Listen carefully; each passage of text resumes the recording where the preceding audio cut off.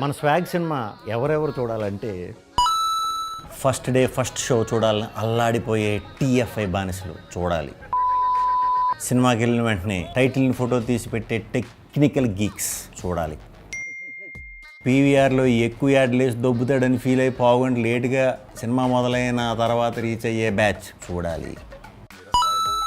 Cinema చూస్తున్నంతసేపు నవ్వొచ్చినా నవ్వుతే బాగోదేమో అని నవ్వకుండా ఉన్న audience అందరూ మాత్రం ఖచ్చితంగా చూడాలి. మీకే తెలియకుండా నవ్వొచ్చేస్తుంది.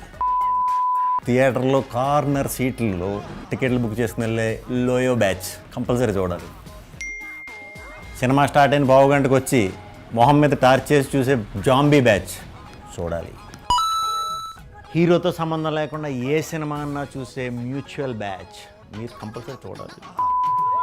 స్క్రీన్ మీద సీన్లు ఎంజాయ్ చేయకుండా జరిగేదాన్ని రికార్డు చేసే ఆణిముత్యాల బ్యాచ్ మీరు కంపల్సరీ చూడాలి. ఈసారికి రికార్డు చేయకండి. స్పాయిలర్స్ పెట్టేస్తారేమో అని చెప్పి సినిమా అయ్యేంత వరకు సోషల్ మీడియా ఓపెన్ చేయని జాతిరత్నాలు మీరు కంపల్సరీ చూసేయాలి. రివ్యూ చదవకుండా టికెట్ బుక్ చేయని true blue film lovers compulsory చూడాలి మీరు.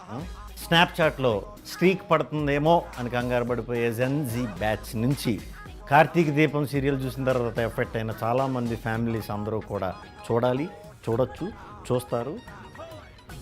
చూడండి.